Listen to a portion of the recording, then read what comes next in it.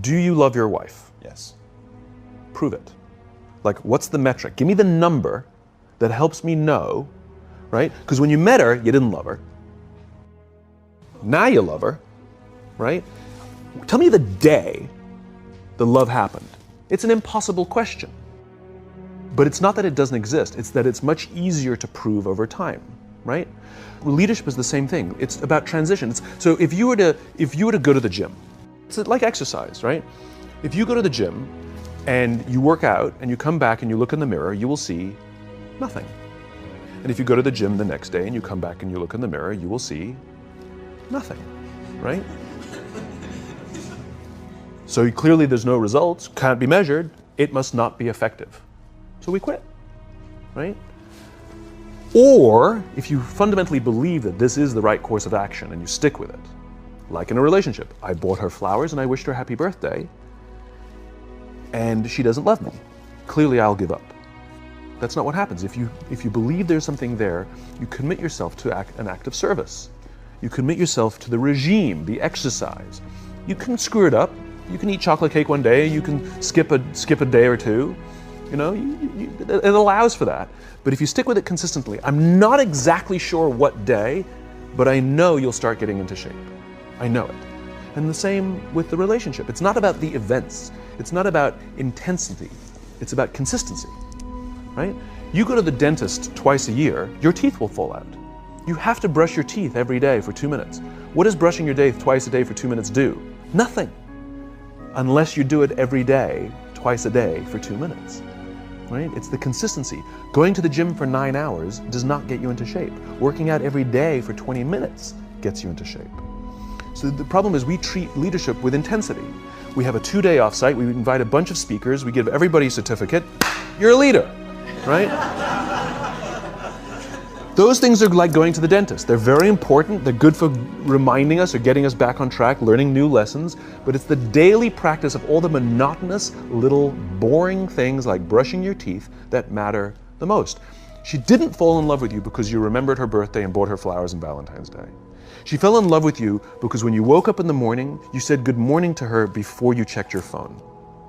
She fell in love with you because when you went to the fridge to get yourself a drink, you got her one without even asking. She fell in love with you because when you had an amazing day at work and she came home and she had a terrible day at work, you didn't say, yeah, but let me tell you about my day. You sat and listened to her awful day and you didn't say a thing about your amazing day. This is why she fell in love with you.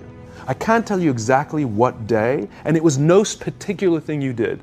It was the accumulation of all of those little things that she woke up one day and as if she pressed a button, she goes, I love him, right? Leadership is exactly the same. There's no event. There's no thing I can tell you have to do that your people will trust you. It just doesn't work that way.